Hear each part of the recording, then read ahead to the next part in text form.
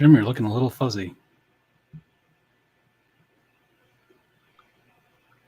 Yeah, I think it's because of the low light. I closed the curtains, darkened up the room, and the camera went fuzzy. So let's see. It's a new cheap Logitech.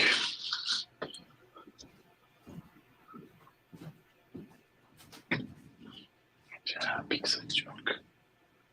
How's it doing? Oh, it's getting better. There it goes. There I am. Yeah, it must be the light. Oh, geez. Where's Mr. Williams? That does not look like his house. It's looking like a pool somewhere. Yeah.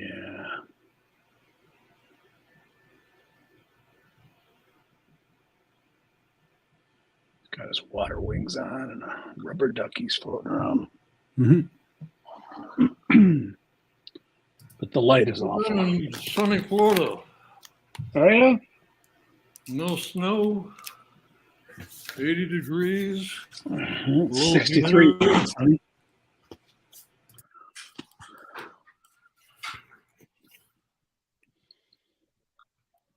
Yeah, we're having a family get-together down here. Nice. It's sort of fun.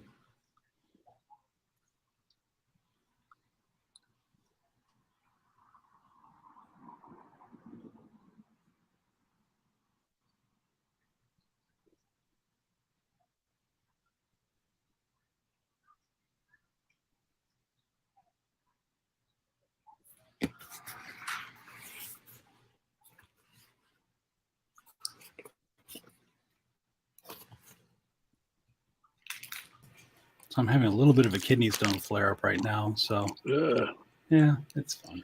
Still dealing with that, huh? Oh yeah, I get to see someone about that tomorrow. Making you uncomfortable. So if I disappear for a little bit, you'll know why.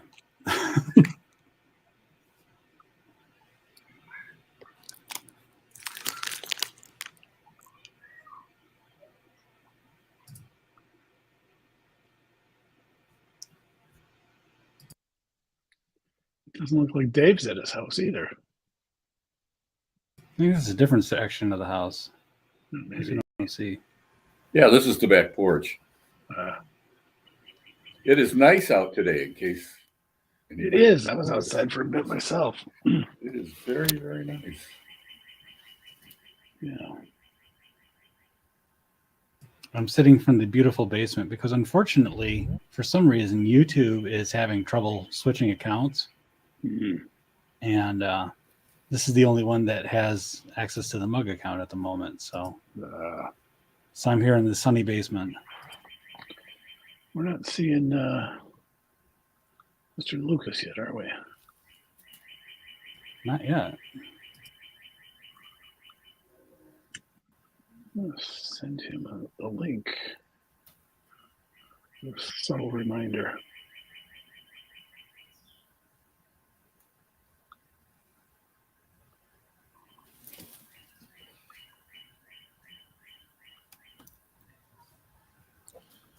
Just so you know, I've self-nominated. You have. And I'm paid up. I thought we pretty much went across the board and said anyone who was on the board is stuck unless they say otherwise. Yeah. Not to put too fine a point on it.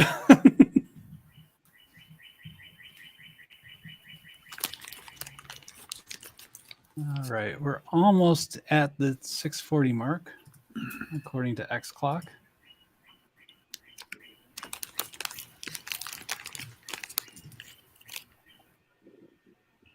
Good old X Clock. You have X eyes running too? I could. Unfortunately, X Neko doesn't work the same way that it used to, because the way that GNOME Desktop takes over the background. Or Nautilus, I should say. You are muted, Jim. I can't hear you.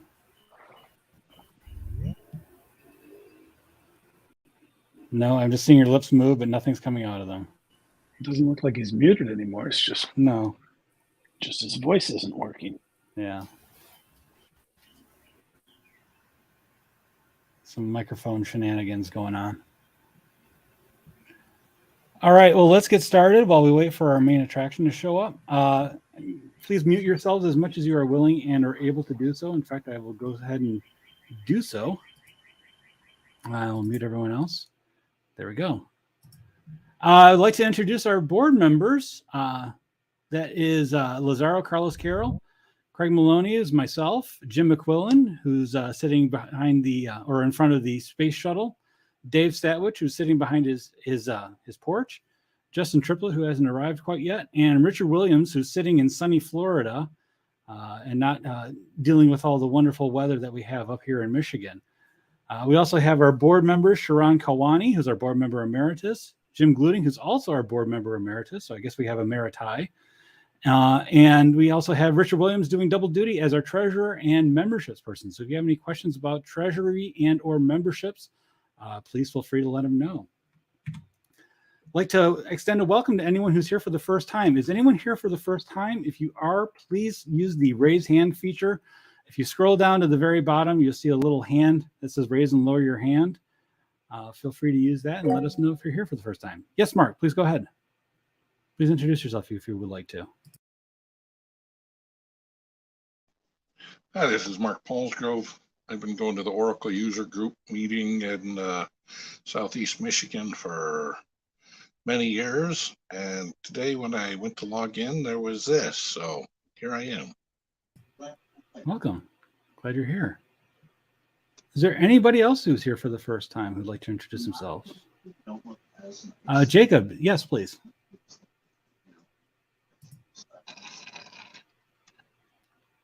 If you'd like to introduce yourself, if not, that's fine.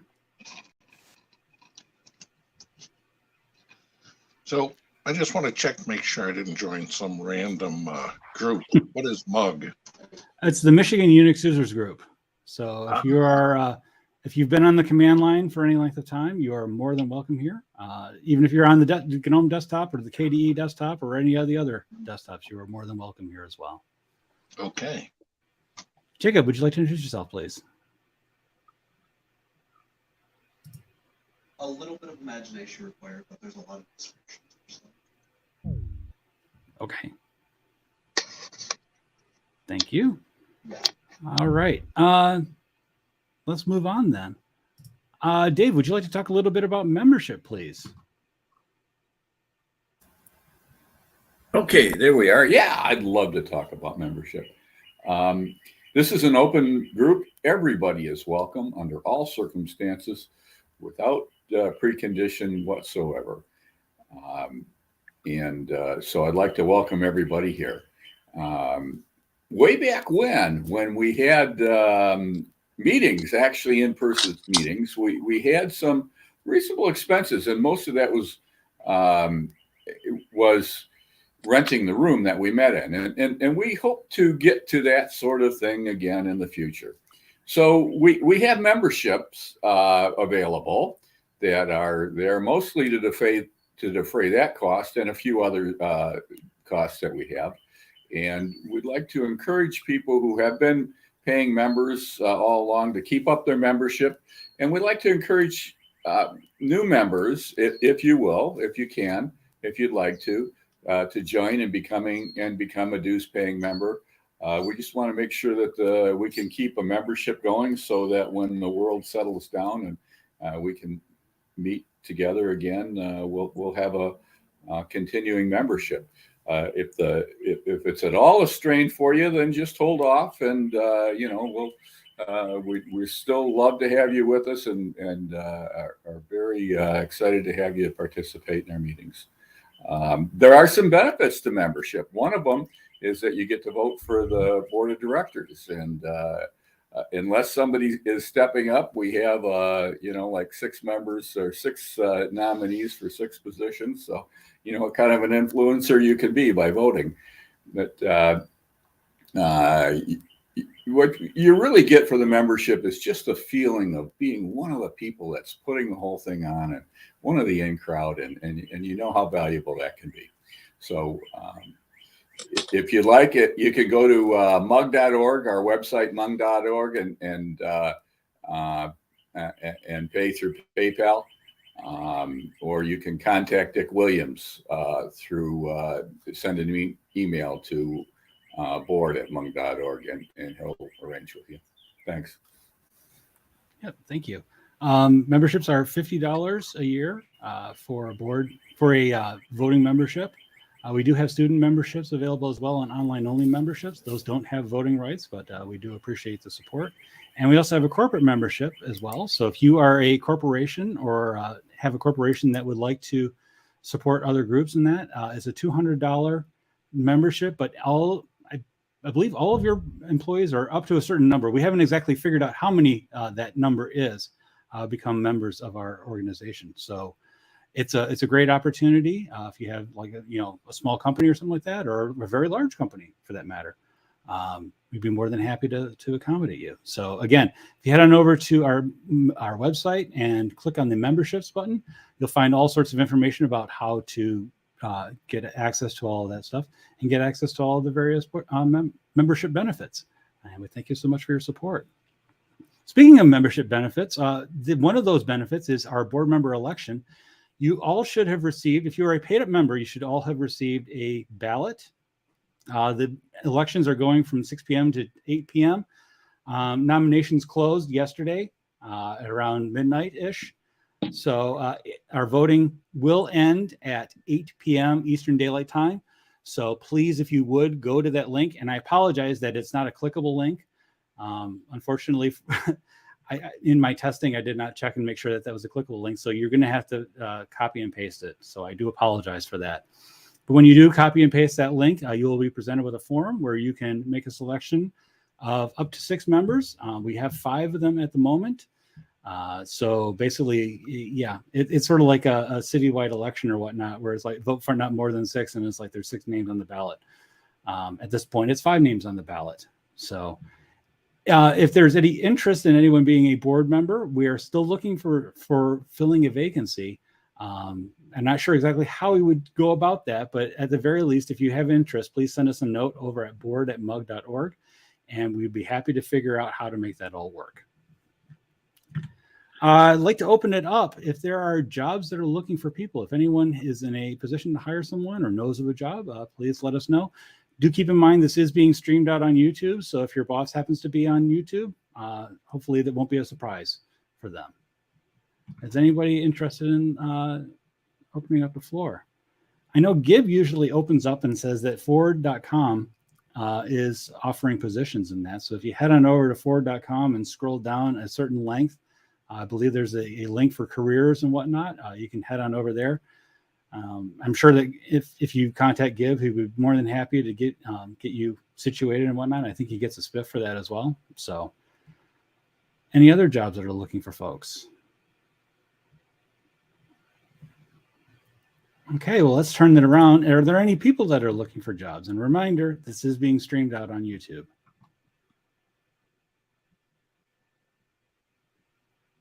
Looks like gainful employment all around, unless I hear something very shortly. Okay, well, let's move on then. We do have comment cards, and if someone was smart and actually got access to these particular comment cards, he would post a link. That will be coming in the chat momentarily, said smart person. So our comment cards look a little something like this back in the before time. Basically, it's 3 question surveys that ask you about whether the topic was based on your needs, very relevant or not very relevant, whether the presentation and delivery was awesome, or whether it was, could have used a little bit of work, and whether you learned something new. And we're not about the binary here. You have various gradations of whether you learned something new or not. Please feel free to be frank and let us know. If you have any comments about the meeting, the format, or any comments for the speakers, we will be more than happy to pass that along. It's a free form text field. And we also have ideas for future topics. So if you have any ideas for topics that you would like to see presented, or if yourself are someone who would like to present, please let us know in here. We are always, like I said, we are 12 meetings a year in constant rotation. New Year's come up on a yearly basis. So we're always looking for new topics. So please let us know. Fill out your name, and you can fill out your email address. And if you do fill out your email address, you have the possibility of being part of our giveaway. But more on that later on. We'd like to thank our sponsors for this meeting. We'd like to thank Averis, Penguicon, Altair, and A2 Hosting for their support. We'd also like to thank our media partners, No Starch Press, Inform IT, and Manning, and also Tilted Windmill Press for their generous support of our meeting. So please feel free to head on over to the links on the sponsors page and check them out, and let them know that you heard about them from here at the mug.org or Michigan Unix Users Group. We do have a giveaway, though. It's a special giveaway. It's a secret giveaway. So what I will do is I will randomly pick someone who has filled out their comment card, and I will offer them a selection of books for them to pick from Tilted Windmill Press. Tilted Windmill Press is the press for our speaker, Michael W. Lucas. So please feel free to fill out that comment card and let us know, and hopefully you will be a lucky winner and you will get an excellent written book for your trouble. You can stay connected with us through various means. First off, you can head on over to our website at mug.org, where you can find all sorts of information.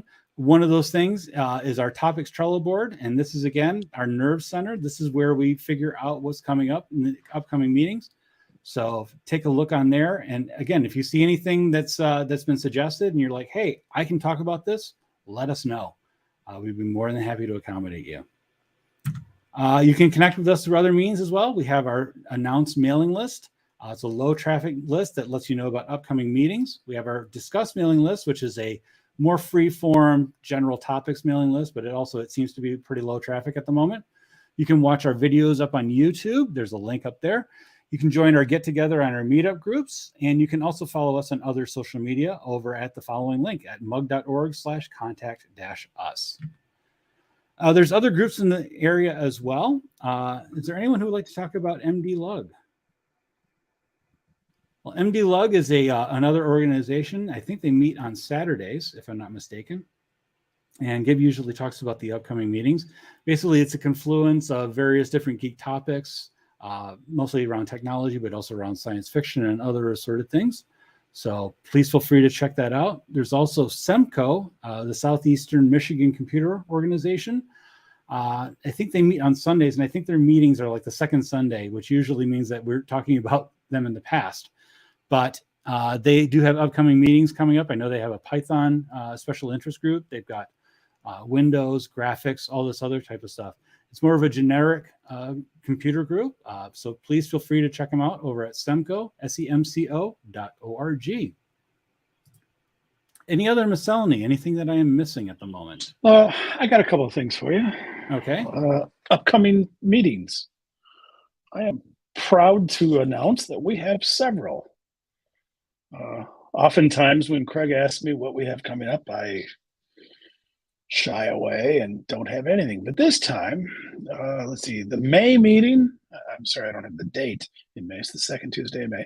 We have George Castro. He will be talking about Cloud Custodian. You can check out, I think it's cloudcustodian.org for more information on that. Anyway, he is going to be talking about that. Cloudcustodian.io. It's an open source tool that you can use to make sure your instances are well managed by giving your developers the freedom to use the cloud while providing them confidence to know that they won't accidentally deploy something bad on the internet. So he'll be talking about that at the May meeting. I'm still working on the details. This could be June or July. Josh Burkus, he's an old friend of mine from years and years ago. He works at Red Hat. He's in charge of Kubernetes at Red Hat. So he's going to be talking about that for us. Should be really interesting. So whichever month that is, either June or July, we still need to fill the other month.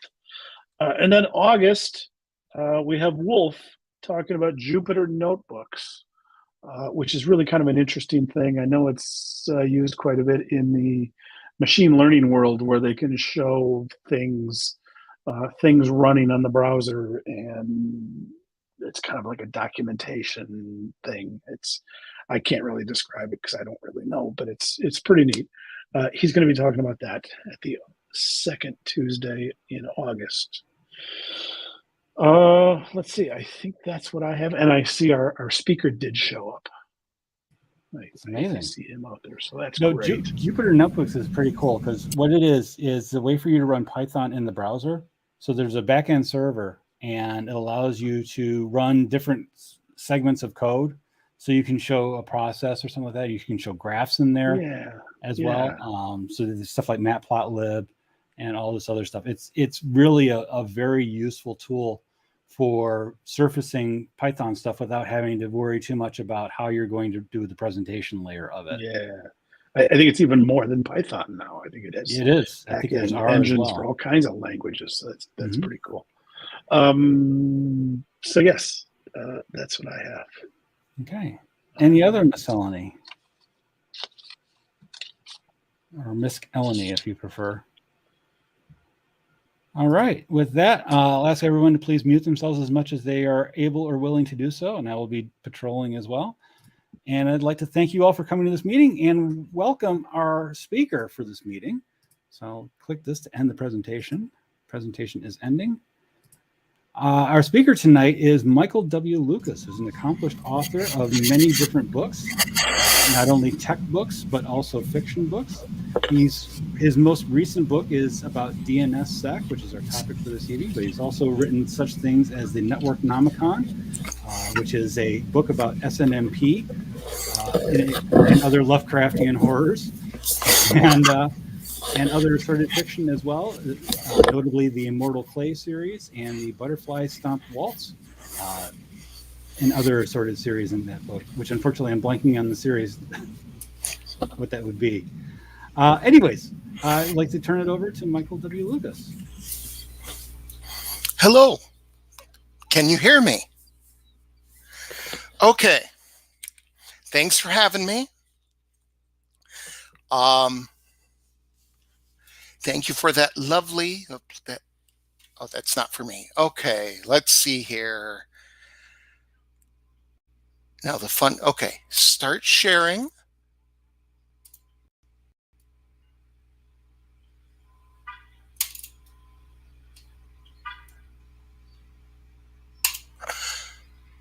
Oops, not that one.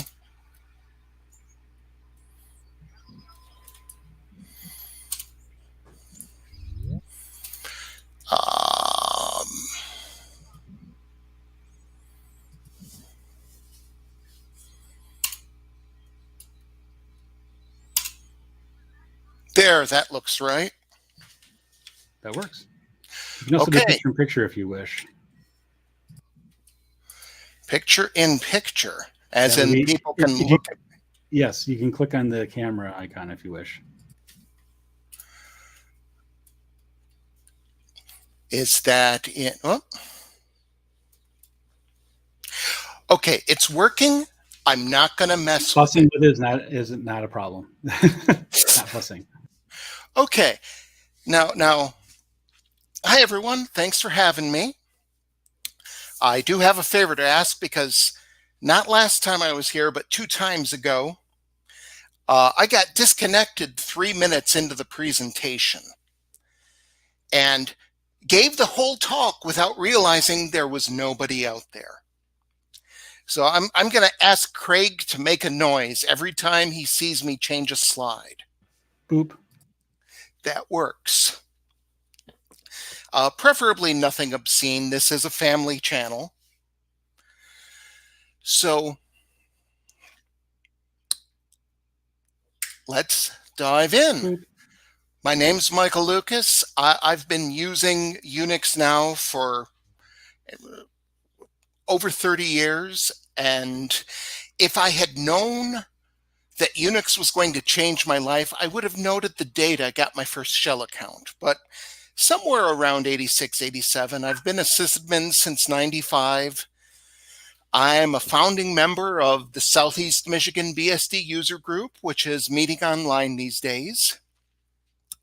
And I want to thank Craig for that lovely introduction, but I don't know how he missed the novel Get, Commit, Murder, because that's clearly for you people. I did. I'm sorry. I blanked. Yeah. You have such a tall oeuvre, so Yes. Well, that's that would be my problem. Yes. So let's talk about DNSSEC. I'm going to try to get through this in about an hour because I think that's about as much time and energy anyone has for this kind of talk. We'll be discussing why DNSSEC is important, what you need to run it, the records involved in DNSSEC and how to look at them, how to sign zones, how to troubleshoot them, rolling over keys, some basics on bind policies, and a couple other things. So, what's the problem with DNS? Why do we have DNSSEC? DNS is gullible. It was created in 1983, and it was meant to replace the hosts file. It did a great job of that. But at the time, the only thing on the internet were college students and nuclear missiles. That network had a very different threat profile than this mess we have today. It was meant entirely for a friendly network.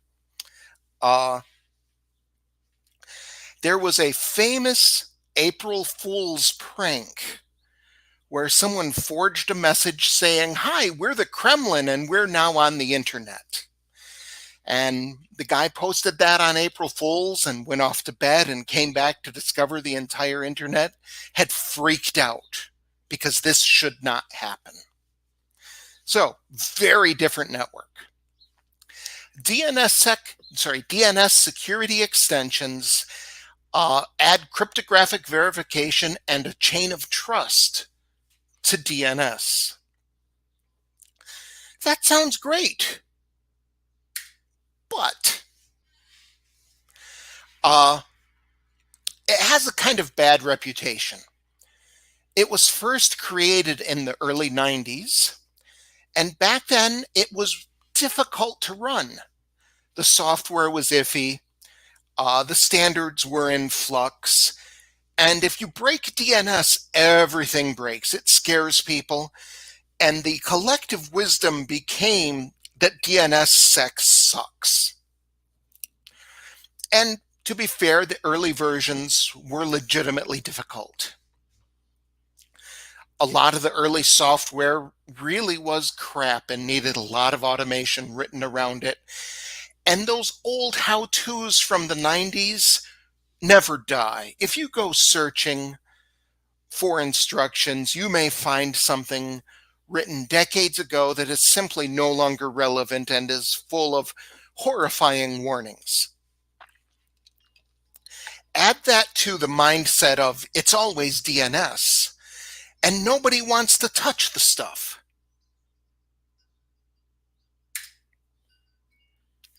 So, if you want to experiment with DNS, you guys still there? still here. Okay. Sorry, paranoid. There are some things you'll need. You have to have a test zone. Back when DNSSEC was first invented, zones were $100 a year. There is now no excuse for not buying some stupid domain to use to play with. You need a registrar that supports DS records. Most do. Domain.com does not, but that's not the only reason to avoid them. You need a DNS server that you've secured. Filter out unwanted traffic, get rid of SSH passwords.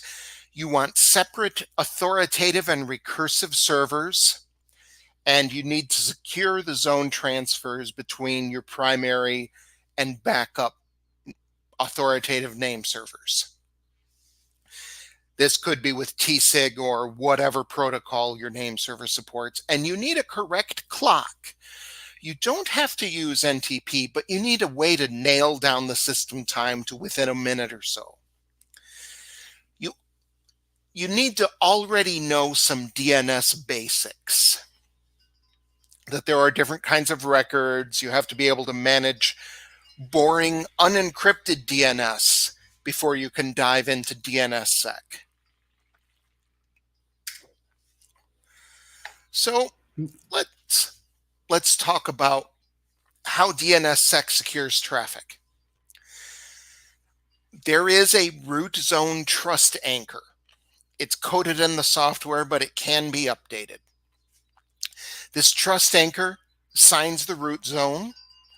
The root zone signs the records for your parent domain. Your parent domain signs the records for your domain, and your domain signs individual records. All of this is based on keys. There are a couple ways that you can set up keys.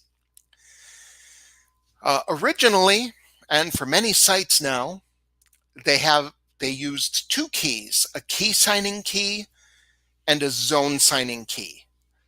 The parent zone signs the KSK signs the ZSK, and the ZSK signs records. This is cryptographically solid and can withstand concentrated attacks. For many of us, like on my personal domain, we can get away with just one key, the combined signing key. And each key has a tag, a short numerical identifier that's unique within the zone.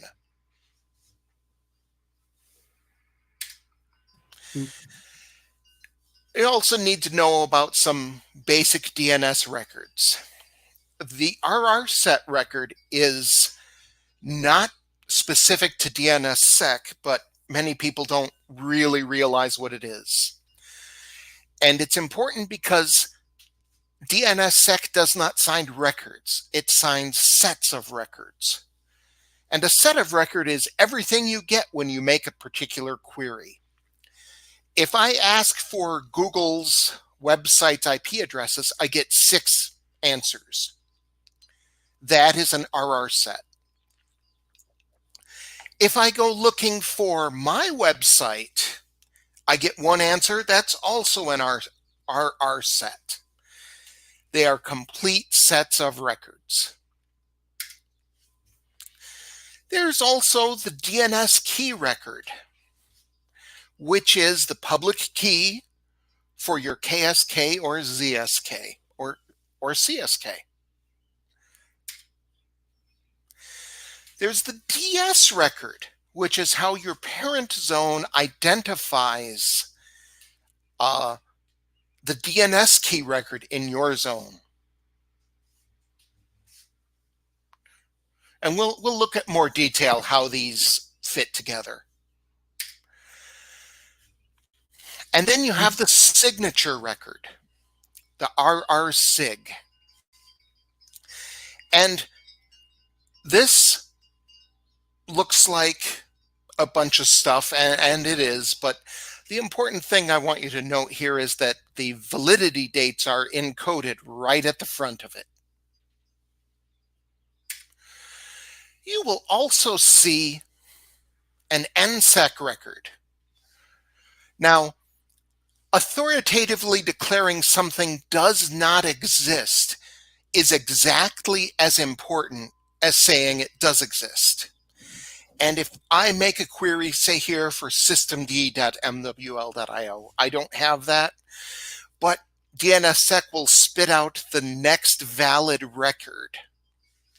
Now, yes, the obvious thing is people could use this to walk all the entries in your zone. There is something called NSEC 3 that hashes record names for privacy. Okay, given all those records, how do they fit together? Well, here we have the complete chain of trust. At the top, we have the trust anchor. That is a key signing key, DNS key. It signs the root zone's KSK record. And that's used to sign the root zone's zone signing record, DNS key record. And in the root zone, we're going to find a DS record for the IO zone. And this points us down to the .io zone and the KSK in that zone. The DS is the hash of the KSK, the next domain down. KSK signs the ZSK in the zone. And inside the IO zone, there's a DS record for my zone. That takes us out of the IO zone and down into MWL.io. And I just have a CSK there. And supposedly the hash in the DS record still matches the CSK in my domain. And that record signs the resource record for www.mwl.io, and you get a secure answer. Now, this is how a human being would look at the chain. In practice, the software builds the chain of trust from the ground up. If you open your browser and you point at www.mwl.io, your resolver will go, okay, I have already looked up the .io record. So the first 5 steps I've already done, and they're still in cache, and the caches are still valid.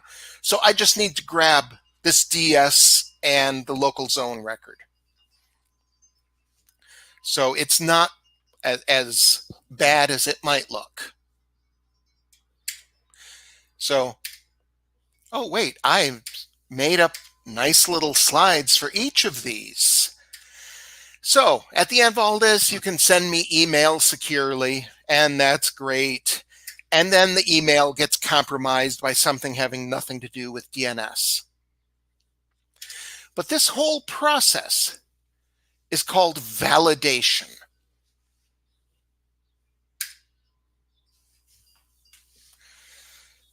So we mentioned private keys.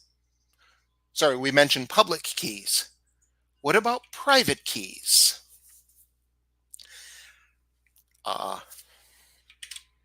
Yep, I can still see your icon, so I'm assuming you're there. So if someone steals the private key that goes with your public key, they can create valid DNS entries for your zone. How do you protect that and keep that from happening? Well, there are basically 4 methods. Offline signing, where you have a vault where you keep the key securely disconnected from the internet, and you take your zone file over on a USB and plug it in. This is the method that the trust anchor uses to sign the root zone. And there's a whole procedure there that is documented in RFC, and it looks like how we think nuclear missiles are launched. There's a stealth master where the host with your keys is hidden from the public internet, and the authoritative public servers are just backups of that. There's hardware security modules, which are neat little toys that will not give up your private key. And the method most people use is to pretend that this is not a problem. So let's look at some actual DNSSEC in practice. My examples are using dig. Drill is fine. Do not attempt to do DNSSEC with NSLOOKUP. NSLOOKUP has been deprecated, forked, reforked, resurrected, re-killed, folded, spindled, and mutilated until no given version of it is compatible with any other version or produces identical output. Don't trust that NSLOOKUP is actually doing what any given piece of documentation says it is, especially with DNSSEC. When you're looking at DNSSEC, you have to query recursive servers, not directly at the authoritative server. The authoritative server knows it's authoritative. It's not going to bother to do any of the validation work because it doesn't have to. It has the private key, it's signed the zone. Everything is done. So here, I'm going to poke at Google's servers. Google's do DNSSEC and hit the DNSSEC flag. And we get some answers back. And the important thing here is this AD flag I've shown in red. That means authenticated data. It works. DNSSEC has validated this answer. Now, sometimes when you're debugging, you want to look at something without, and you want to turn off validation. The domain DNSSECfailed.org exists entirely to serve as a bad example. Here, you do a normal query. All the clients now by default try to validate DNSSEC. And here we get a serve fail, which means that either the authoritative name servers are gone somewhere or that validation failed. I add the CD flag and I get it to disable. A checking disabled is what CD stands for. And you see we have the CD flag in red, and then we have the no error. What this means is if I turn off validation, it works. DNSSEC is busted.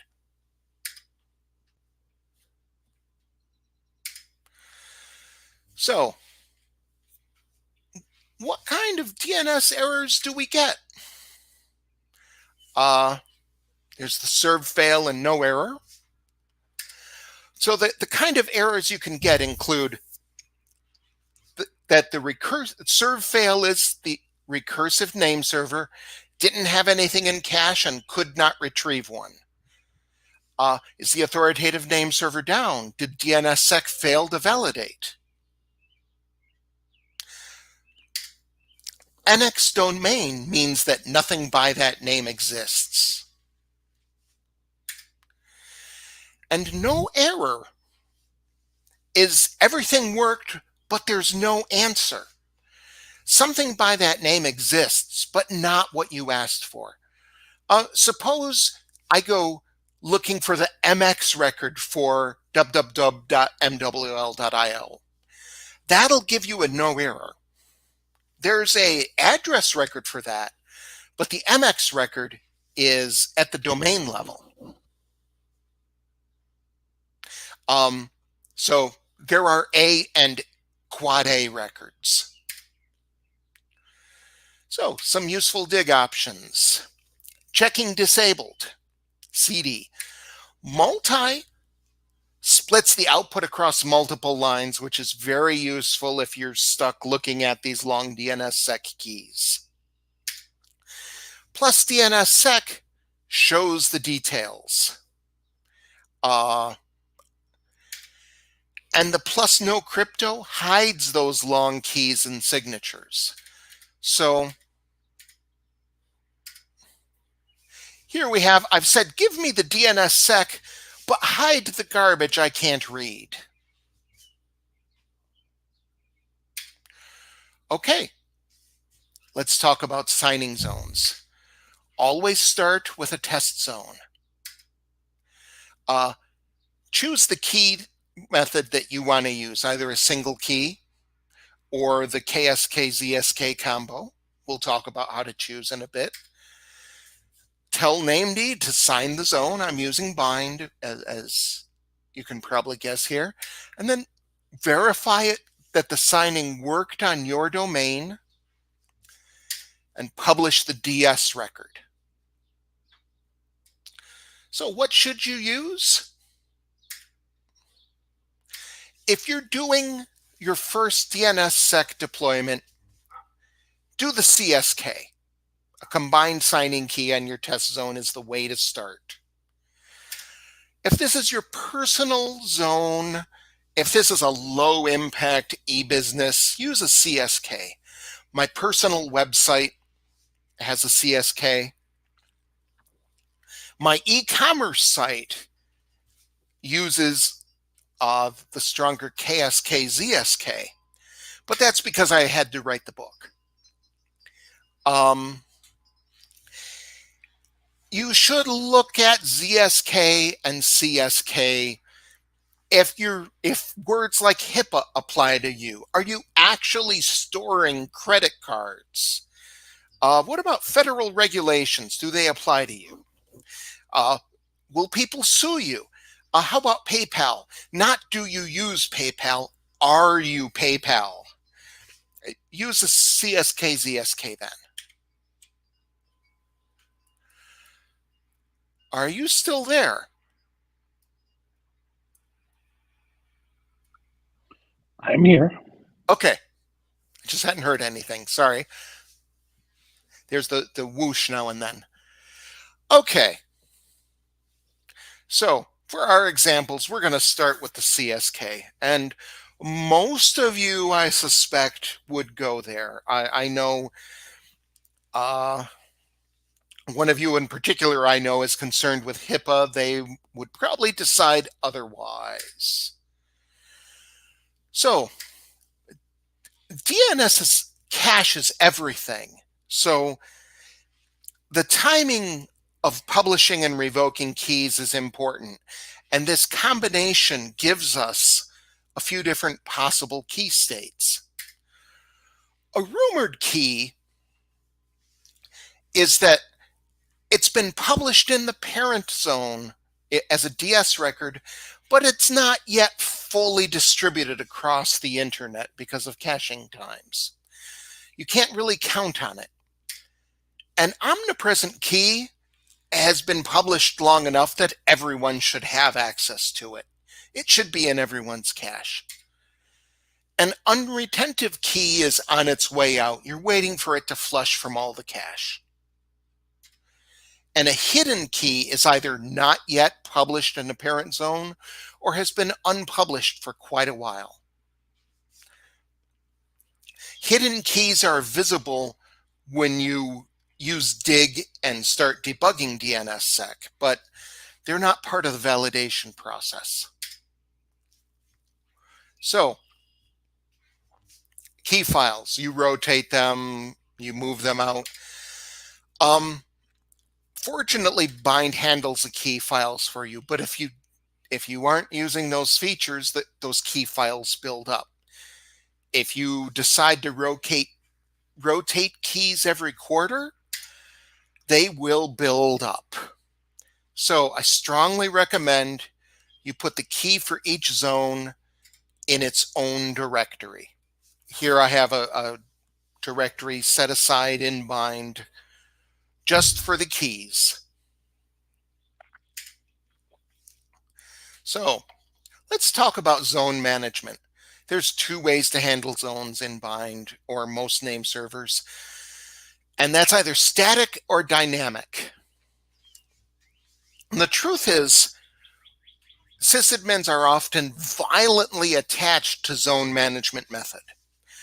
Personally, I got bit super hard by dynamic zone management in like 1998, and I still have not forgiven the software for this.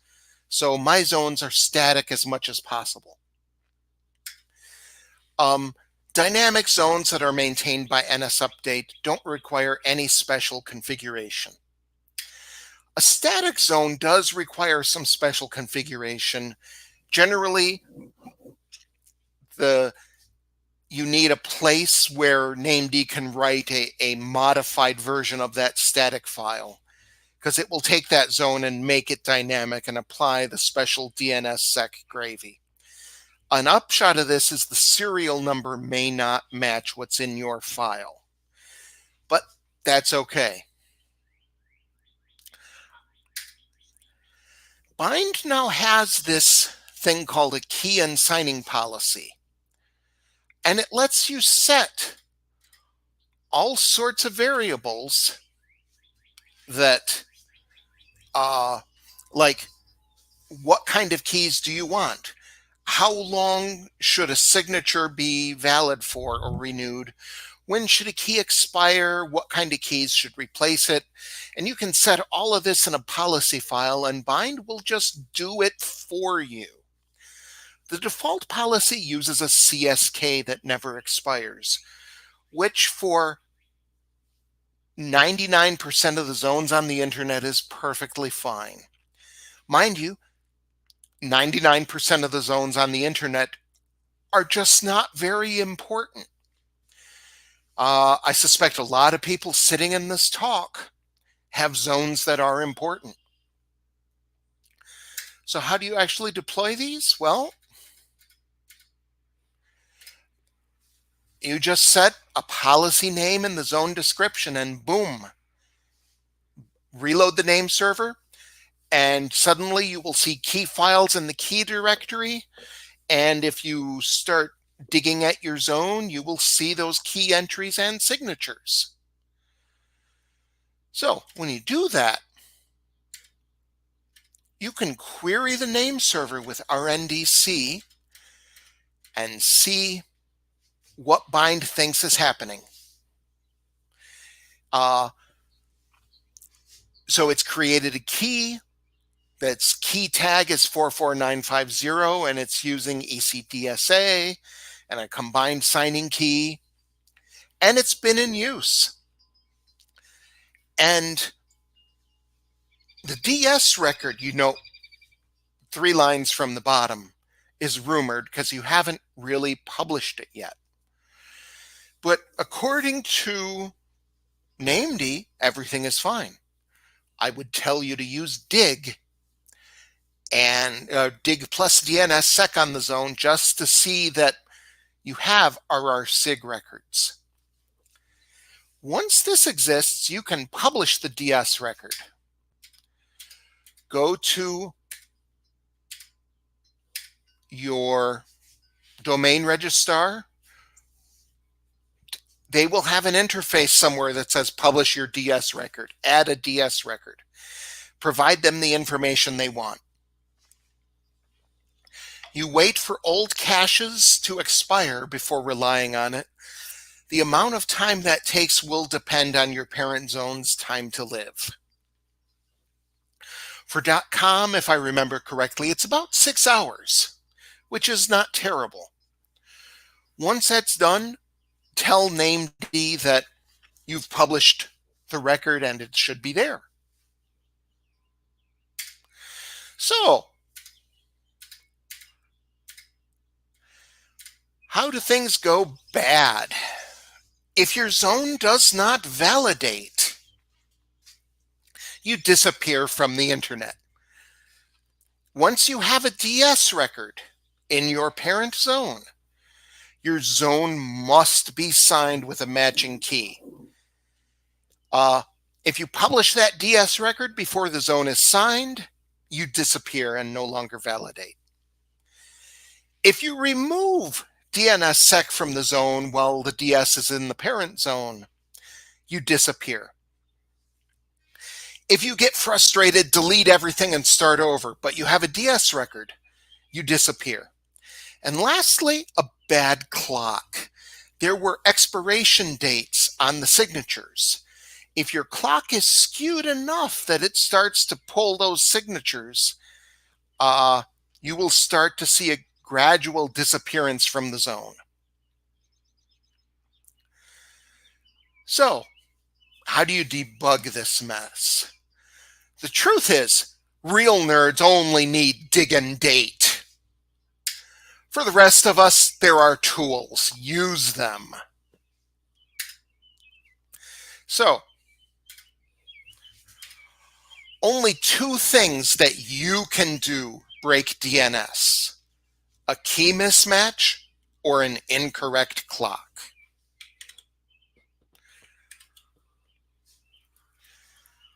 So,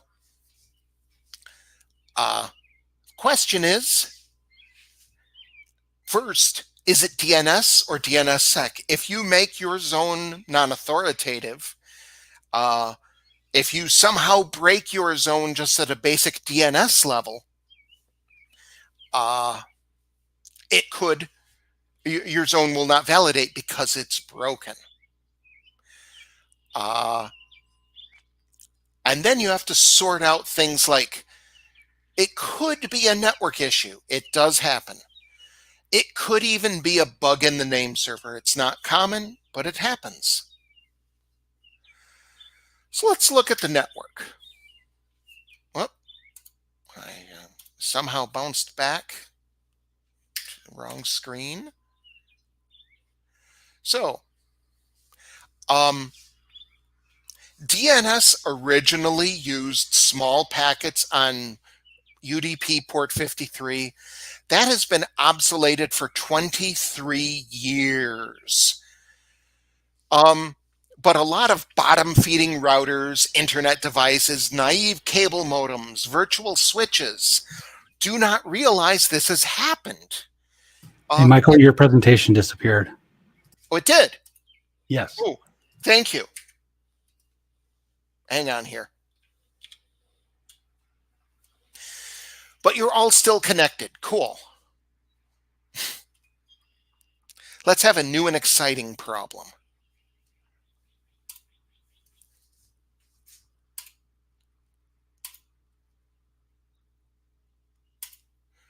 Okay, are you there? We're seeing you, but we're not seeing the presentation. Or at least I'm not. Huh. Okay, I'm sharing another application window. Fine. We stop that. I don't know what it was sharing. It could be one of those lovely things with 8x8. Could be. Stop sharing.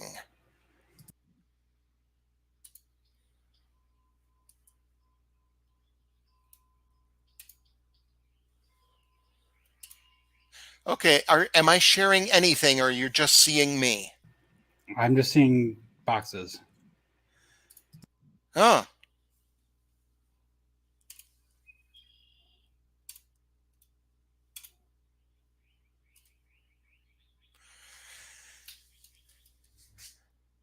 You're seeing boxes as in the Names of people. names of people. Okay. Am I somehow sharing the browser?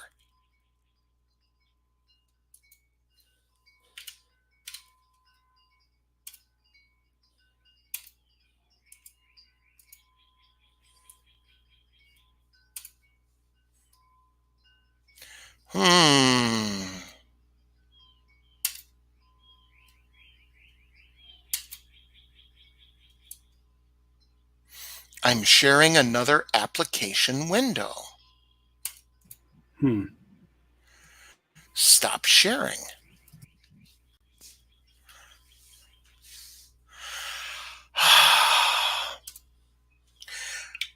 I hate to say this. I think the simplest thing to do is disconnect and reconnect. Okay. I agree. Let's do it. Okay. I'll be right back.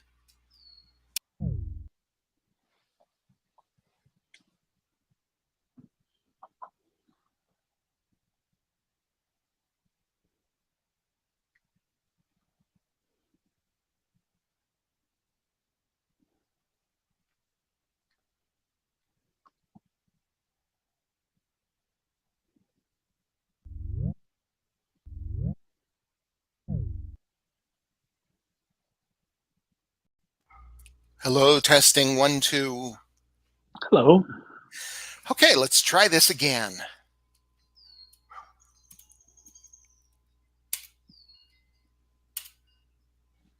Hey, Okay, the network. the network. Okay. So, since COVID started, I have seen network device GUIs that have tick boxes for allow RFC 2671 DNS that default to off. If you encounter one of these devices, the only thing I can say is that the rest of the device is probably just as awful, and you should beat it to death with a hammer before someone tries to use it for something. It's over 20 years and still. So the way to check your network is with the easy way. It's the OARC reply size tester. Our first query, reply size is at least 4064, which is good enough. That's plenty. The second one I sent from a VirtualBox VM, and it told me that maximum buffer size was 1232. So if your DNSSEC stops working after, say, someone's done a router OS upgrade, check, because computers do stupid things. So,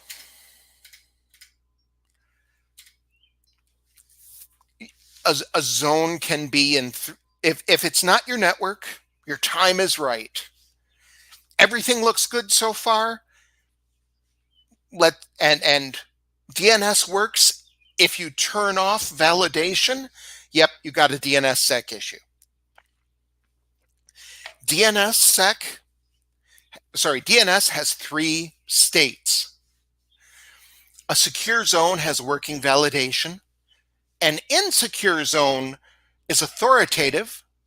Basic DNS works, but there's no DNSSEC. A bogus zone has DNSSEC that is broken. And again, there are just 2 causes. The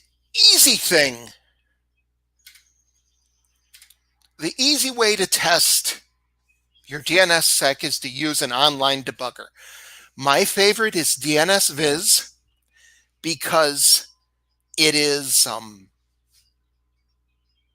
it's pretty, it's simple, it's easy to understand. I also recommend you use this kind of tool and all debugging tools on a working system first. You need to know what normal looks like before you can try to debug broken. So here we see my zone tilted windmill press. Up at the top, we have the root zone in the top box, and that has a key that is trusted. We have the DNS key record and the DS record that goes down to the .com zone, which has its own DNS key record. When there are 2 DNS keys in a zone, that means there's a KSK and a ZSK. And that has signed the DS record for my domain. And that refers down to the DNS key record on my zone. And everything here is lovely, and it works, and everything is happy. So let's go poke at another zone. Here is one of my domains, michaelwlucas.com. At this point, there are no DNS key records. There are no DS records. If you look in the .com zone, the parent zone, you will see there's an NSEC3 record.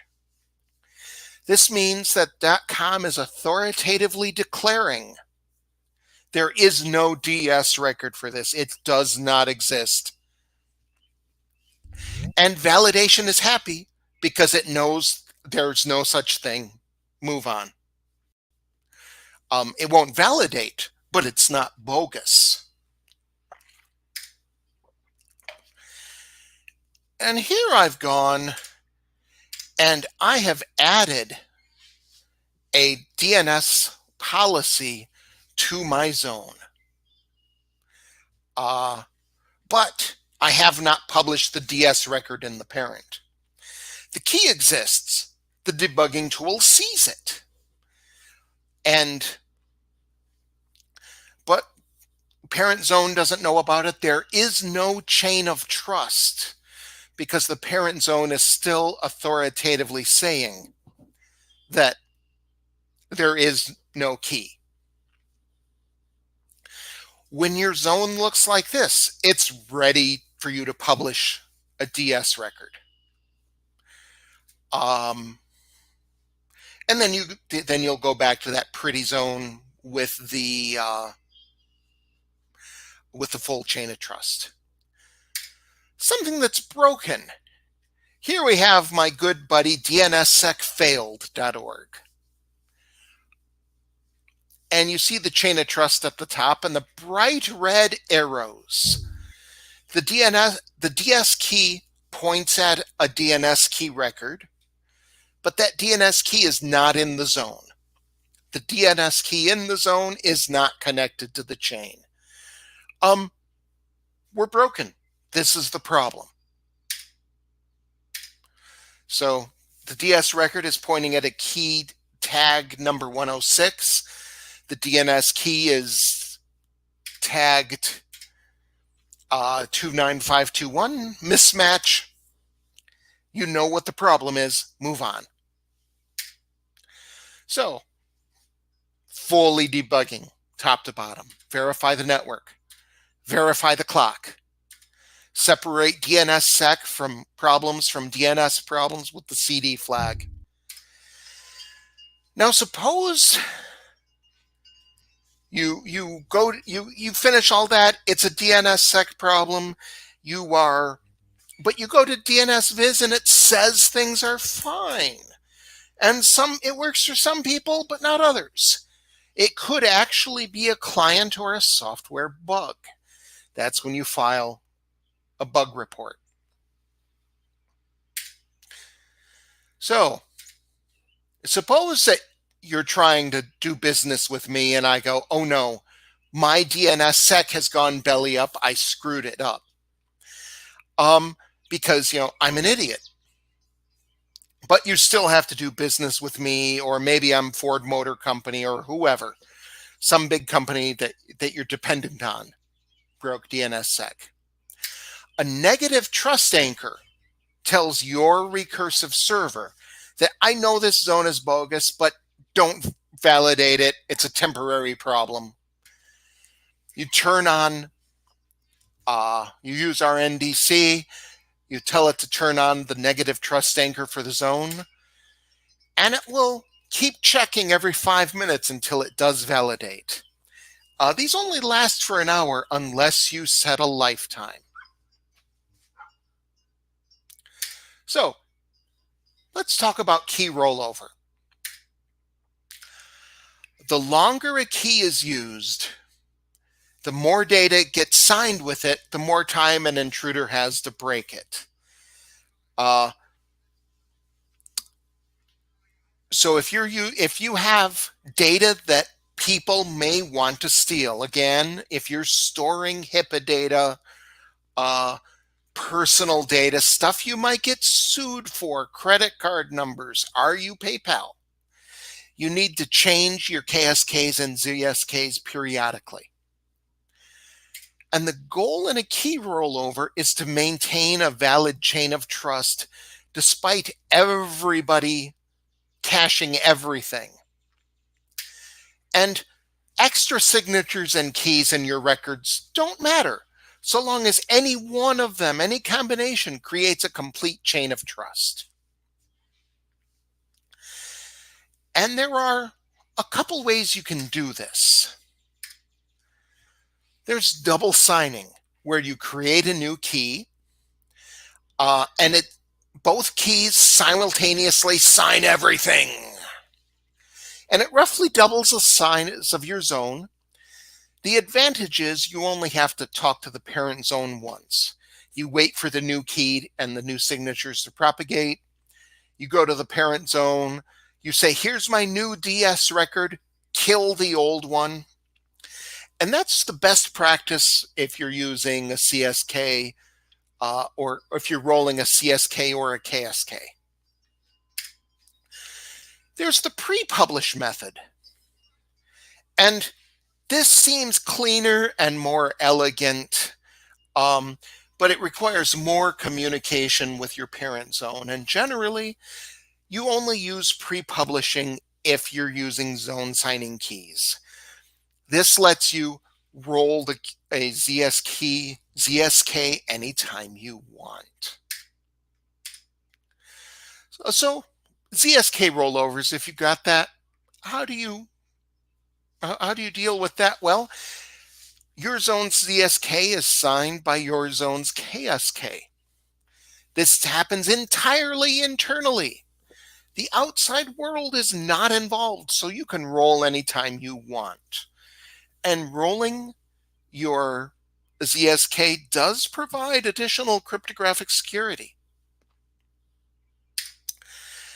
CSK and KSK rollovers are a little more complicated. You got to talk with your parent zone, your registrar.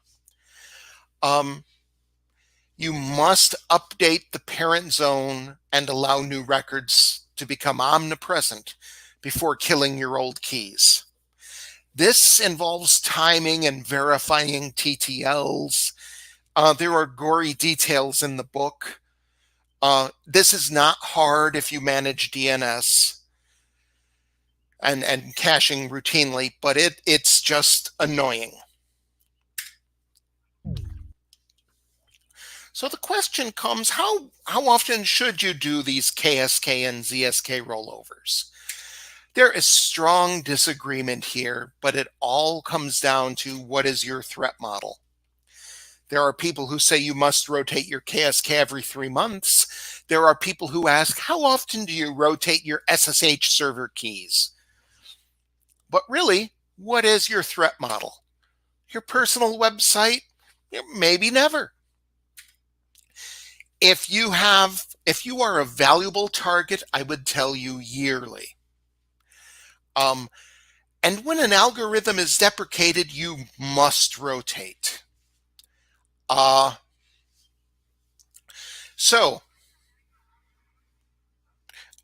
example, once upon a time, you could sign zones with MD5 hashes.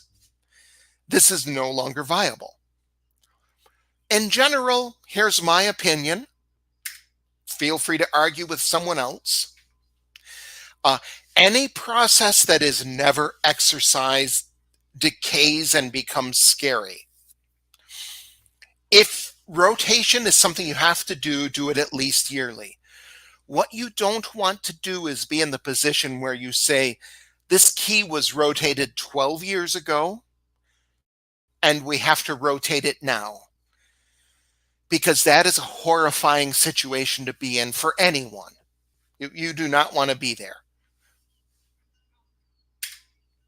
So how do you roll over? Well, DNSViz is your best friend in this. At some point in the rollover, it's going to look like this. You'll see the 2 records pointing down. And that may be your friend, but patience. Patience is everything. If we were here in person, I would ask for a show of hands of how many of you remember when AOL first got on the internet and thought they would save. Whoop, that was a strange sound. Have I disconnected? No, that was me raising my hand. Ooh. Let me finish the question and then raise your hand. Do you remember when AOL violated the DNS caching timeouts and kept the expired stuff thinking that they would save on bandwidth? I used to work at a global internet backbone, and this was a horrifying nightmare. So, and one day, some bright boy is going to reinvent that horrible idea. So give everything extra time. You know, perhaps you could theoretically roll the key in 6 hours. Give it a day. Give it a day between steps. Relax. Don't rush. Unless you have to rush. Suppose your private key has been compromised, and you find you've got to hurry up and do a rollover in the minimum possible amount of time right now. Well, again, DNSViz is your friend, but impatience is your spouse. And the short answer here is suck it up and do it. There are two ways. You can pull the DS record and make the zone insecure. You can live with sporadic problems while performing the rollover. Either way, caching is going to stab you. Whatever horrible method you choose, use this to go to your boss and say, look, if we had bought a hardware security module and put it on a stealth primary, this would not have happened. And you will get your answer. You will get your equipment. So, what other things can you do with DNSSEC? You can delegate to your own child zones. You can serve up DS records for other people. You can do DNSSEC on wholly internal zones. Say you're using 10 addresses or 192.168 internally. You can secure those with DNSSEC in an island of trust. You can distribute application data over DNS. Your OpenSSH client, we are all sick of seeing the message that says, this is an unfamiliar host key, please verify it matches what you expect.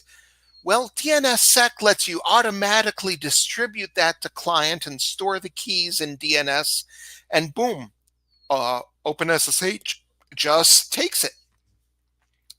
VPN key configurations can again go into DNSSEC or DNS records once they're signed with DNSSEC. There's also something called TLSA, which lets you verify X509 certificates through DNS. Again, if you are doing anything with an internal zone, register a real domain. They are cheap.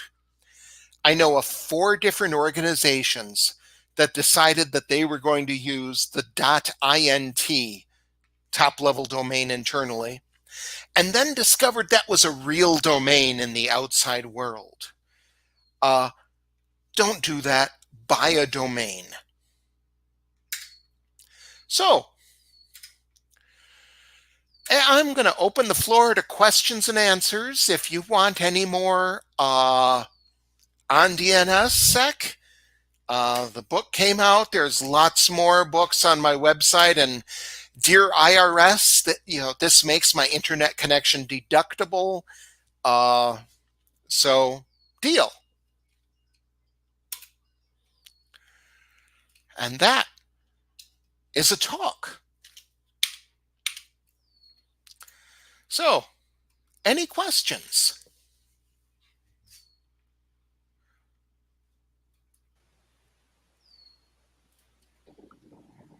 I do have a question, please. Okay. It's when you talk about Island of Trust and the fact that you can sign something that is not connected to the root, is that something that is explained in the book? I may have missed that. I have the book somewhere, It is explained in the book. Pardon me, I'm just getting some light. Let's see if that is a little better. That's as good as it's going to get. Yeah, that is explained in the book. And it's pretty straightforward. You define your own trust anchor, you configure it in your recursive resolvers, and go. Okay, thank you.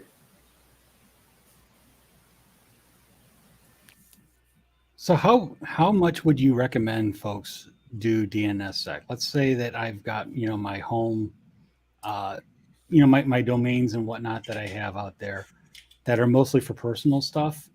Should I worry about this, or should I start diving in? Well, this is a long argument that is best had over beer. There are people who would tell you that yes, you must. There are people who hate DNSSEC and say no, don't bother. My personal opinion is that signing your zone with a CSK is a one-time thing. And it is hard to say that you will never be targeted. We live in a world where if you open your mouth on Twitter, you can get dogpiled very easily. And some people deserve the dogpile. Some people have typos. And DNSSEC is a low-cost way to lock down your domain. So I would tell you to do a simple configuration with a CSK, and stand by your words, whatever they are.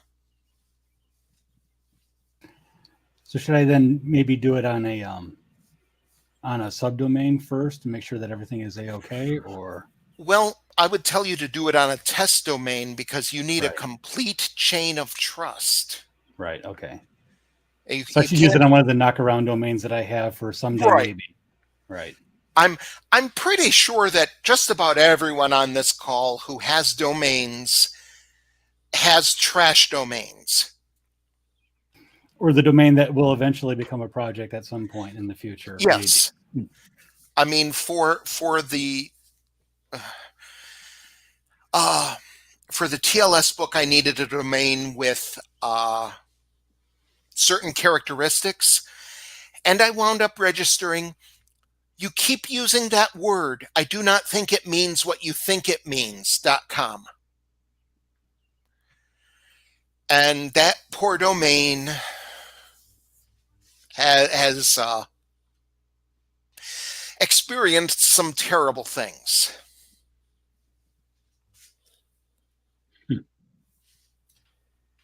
Yeah, I have a knockaround domain that I just typed in there, so I'll probably use that. Yeah. That is eventually going to be a project at some point, maybe. Absolutely. Could we talk for a minute about the reasons you'd want to do this? What by not securing your domain, what are the things that can happen to you? The short answer is DNS is gullible. An intruder, a malicious actor, or just a flat-out configuration can insert bogus or incorrect data into a recursive name server very easily. That's the purpose of a recursive name server, to accept data from the public. Right, but let's talk about what that means. I mean, why is that a problem if somebody inserts bogus domain information into my name server? Well, let's say... I think I've got an idea, but I'd like to hear your reasoning behind it. Let's say you are running a medical records company. Mm-hmm. And someone gets to the name server that your client uses, their recursive name server, and they put a bogus record in for your domain. Mm-hmm. anytime that client wants to reach your website, they go where the intruder wants them to go. Yes, they're going to hit a different They're going to hit a machine different server. hosting a website. But won't a SSL certificate help you there as well? They're going to hit It a server may. that. It depends on how things work, what the client has done. Okay.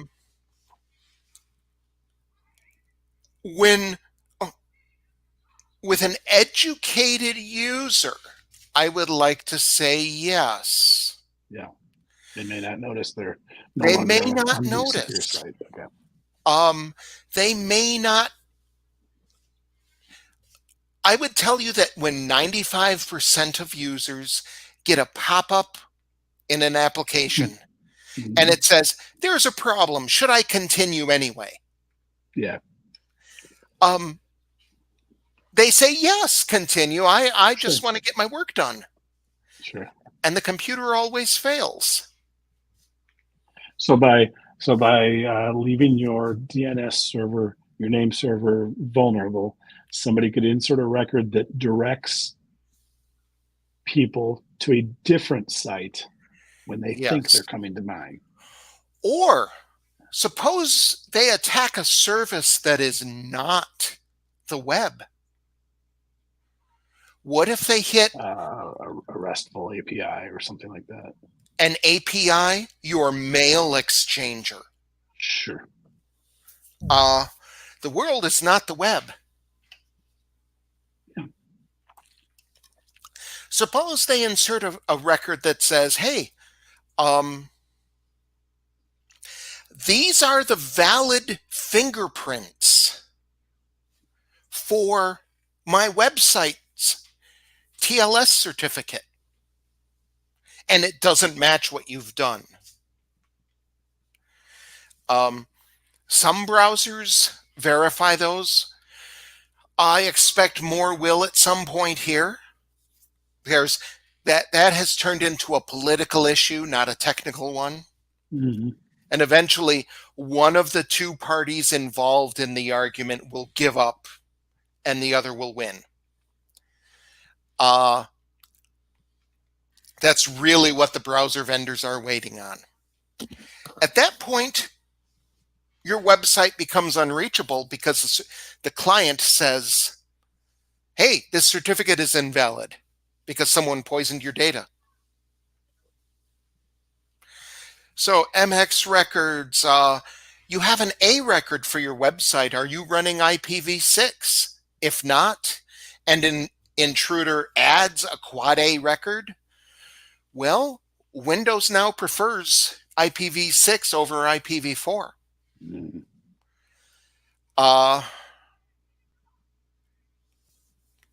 And that IPv4 record is valid. They can get a Let's Encrypt for that quad A record. So we're living now. Intruders are patient and persistent, and there is a bounty on some of you. Well, even so, they could also poison it so that you become unroutable at some point. So basically, Yes. you just go off the network. Yeah, sure. They can do a denial of service as well. Yeah. Yes. And you get to wait 6 hours for it to all sort itself out. Yep. Except they run their script every hour to refresh the cache. And how are you going to contact Google and tell them that they have cached bad data for your domain? How are you even going to find which of the dozens of servers at 8.8.8.8 has bad data? Mm-hmm. And what are your service level agreements for your site? Now, Craig, I don't know. I suspect not very high for most of his stuff. If you're running a business and you have customers and they expect your site to be available, spoof DNS, well, should this get into court, they will ask you, why did not take the industry standard precaution of securing your DNS? Sure. And it's fairly straightforward.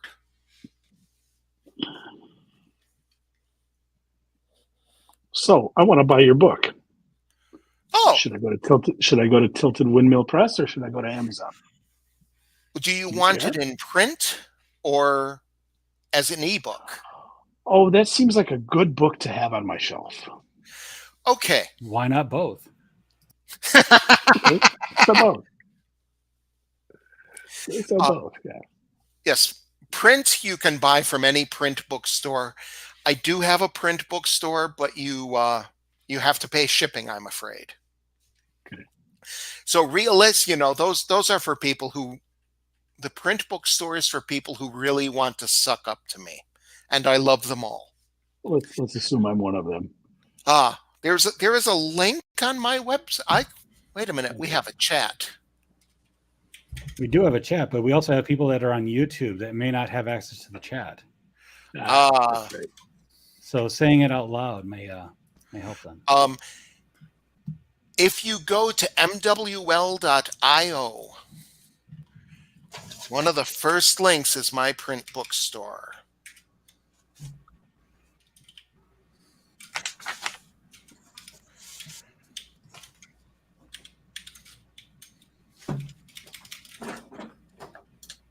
And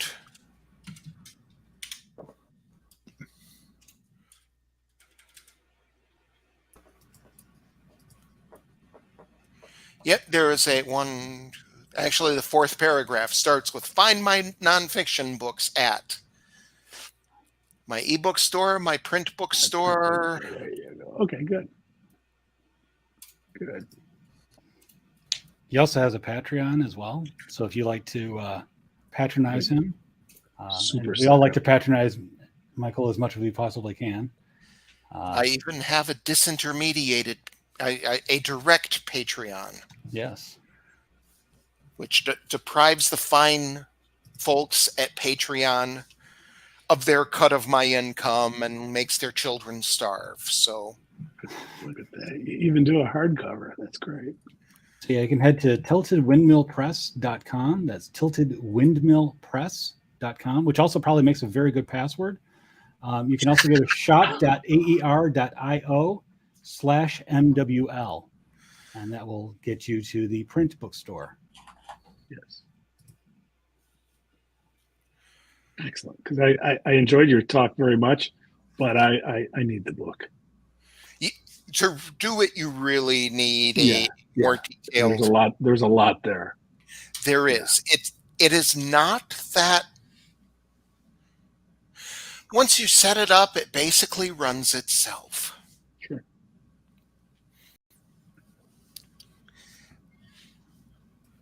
And speaking of which, we also, if you fill out the comment card, you can be eligible for winning some of the other fine books from Michael Lucas. Yeah. So please fill that out, and we will send you a copy of one. I'll send you a list of the books. We do not announce the winner. Michael does not want to know who the winner is. So we will contact you quietly and offline to let you know what's going on. We do this very secretly. It's security. The 3 S's. I just told Craig that I'd be happy to have him give away an ebook at every meeting, but I didn't want them to bother me about it. And exactly. Sure. He's taken that very much to heart. Yes, exactly. So I've got another DNS question for you, since you're here. In the past, I've seen people run their primary and secondary DNS servers on machines side by side, on virtual machines running on the same host. Ridiculous things like that. Yes. And I tell them they're idiots. I've gone the other extreme, and I've got my primary DNS server in my data center. My secondary is running on a friend's server down in Brazil. Mm-hmm. This is the way. There's likely not going to be a natural disaster that will take both of us out at the same time. And if there is, it's not your problem anymore. No, there's bigger things to worry about. Yes. But I don't know if that friend can do DNSSEC. I will ask him. Well, here's the thing. He doesn't have to. It's just records in your zone. Your friend needs no special configuration. Well, but he's going to do zone transfers. Yes. Right. Couldn't his system be vulnerable? Well, if someone hacks into his, remember, separate authoritative and recursive servers. Okay. The recursive server has the job of accepting data from the internet, from the unwashed masses of the public. Sure. The authoritative server, which includes both the primary and the secondary, has the job of not listening to a dang thing anyone says. The zone transfer comes from a trusted source. The contents of the files are digitally signed. Nothing is going to happen there. Now, if your friend has specifically configured his server to be both authoritative and recursive,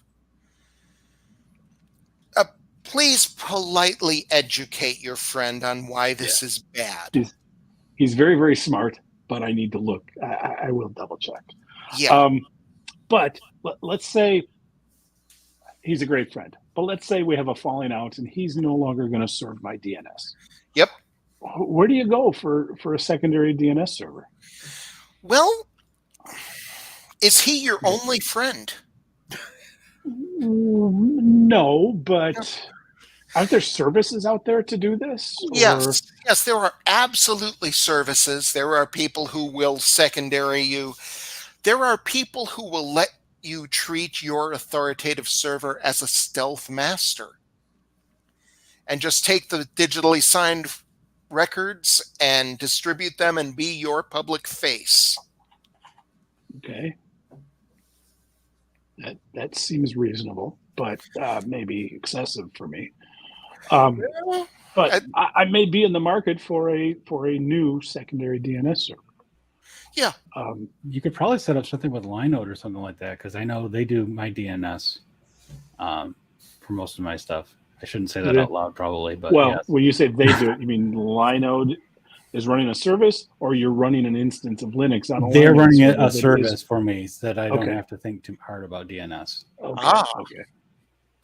Yeah, Okay. Lots of people will. I mean, I have stood up $5 a month VMs on over in Europe. Sure. Okay. Well, good. So, yeah, there are, and most of the services are priced somewhat reasonably, so long as you avoid anything with the word enterprise in the name. Or daddy. Now, is it? Yeah, right. Is it Amazon that's got like Route 53 or something? Is that Amazon has their, yes. Is that a viable choice, do you think? Well, you would really want to talk to someone who uses those services. Okay, yeah. Since I write books on this stuff, I feel obliged to actually run my own servers. Sure. And that's how I get expertise. Sure.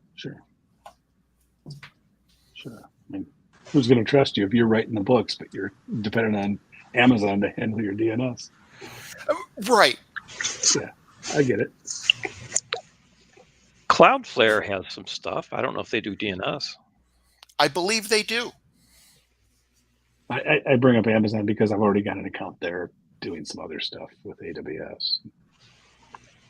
That's all. Cloudflare, I don't have a relationship with them yet.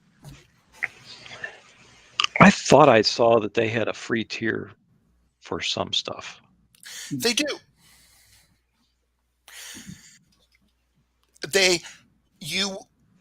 In general, in the free tiers, the provider is harvesting your query data for marketing purposes. Yeah. So depending on your business, that may or may not be acceptable. It appears free. It appears free.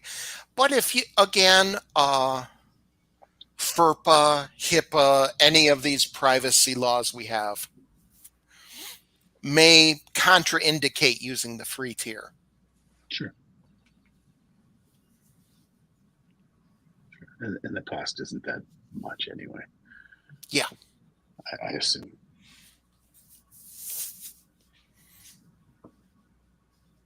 I just checked, and apparently there is a long-standing forum community thing for Linode where they do not support DNSSEC at the moment. So that is a slight downside for them. So you probably have to spin up your own VPS then.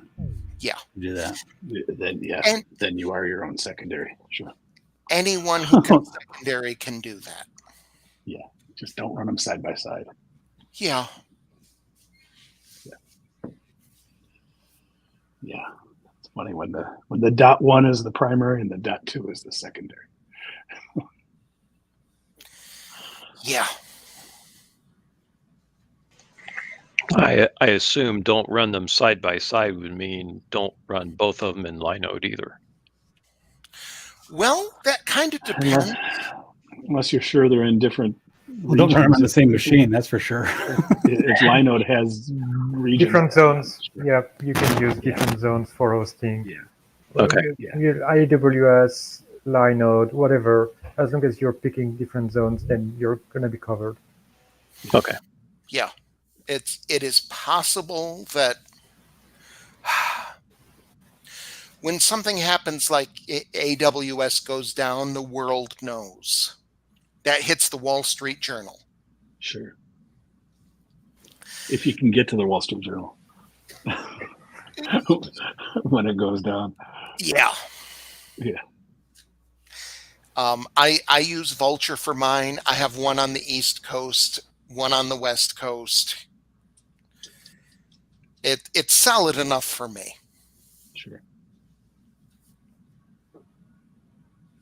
Are there any other questions?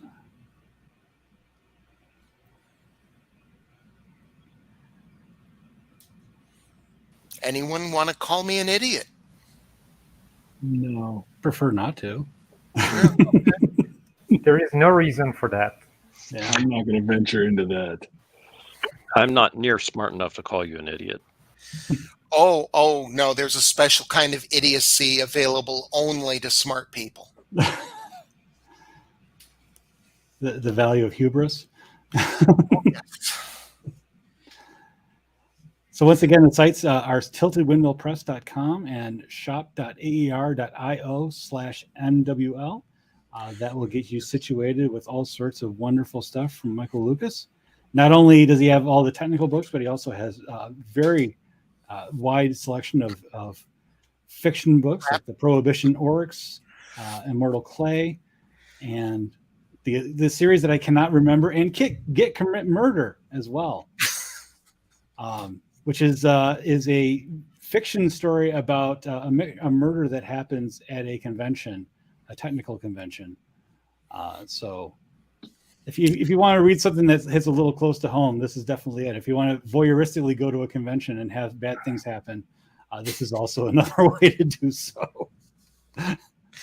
And I put the link for my website in the chat. It's mwl.io. And that is a treasure trove of smart idiocy. And if you haven't done so already, please scroll up in the chat window to find that link for the survey. Once again. Yeah. Because scrolling can be hard and finding things can be difficult. Yeah. So Craig will post it again. Click on that. Is there anything Assuming that Chrome doesn't all of a sudden bring up the developer tools. Thanks for that, Chrome. One of my beefs in my world is GNOME uses Shift Control C for copy and Shift Control V for paste. And Oh, Chrome uses Shift Control C to bring up the developer tools. So whenever I'm copying something and not thinking too hard, copy and paste becomes bring up the developer tools, close out the developer tools. Hopefully nothing broke along the way. Yeah. see, that is what you get for veering from the true Unix way Oh, I of know. highlighting copy. Well, I do highlight and copy as well. That is, but sometimes you cannot highlight and or copy something. And so, yes, that unfortunately happens. And yes, the run through Windows virtual Windows machine is FWM. No, I understand that. Oh, Although yes. I cut my teeth on OpenLook back in the day, so I have an affinity for that. Anyways, please fill out those comment cards. And we had the results from the election by a landslide. It looks like the board has been reelected once again. So thank you everyone for voting. I promise this is not, this was a fair and balanced election, and we would again like to have more folks come onto the board because we do need different voices and whatnot. You don't even necessarily have to be in Michigan if you want to be a board member. All you have to be is a member. So if you are interested, please let us know at board@mug.org, and we would love to have you. Now, does the board member fundraising season just start again for the next round of elections now? Well, yes, definitely. I mean, it's 12 months. I mean, it's like, here in Michigan, I mean, we're already hearing about the 2022 election and of course the 2024 elections. It's like, it just never stops. It never stops. Just constant cycle. Treadmill.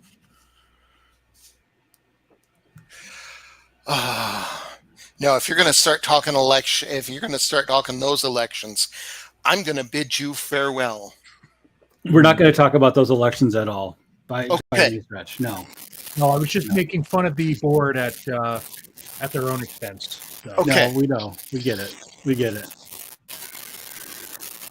Someone's got a very weird connection here, so I'm going to mute some folks here. Staticky. Yeah, there we go. Yeah, I think it was Dave. I think it was Dave. Yeah. Yeah. So I will select a winner offline, so we don't have to trouble Michael Lucas with having to know who managed to win the book. But we do have a selection of books, and again, by all means, please support Michael in his endeavors by heading on over to his website. And thank you so much. I really appreciate it. My pleasure. Anytime. Yes, thank you. Or anytime I have something interesting, at least. Every time you have a new book to push, right? Yeah.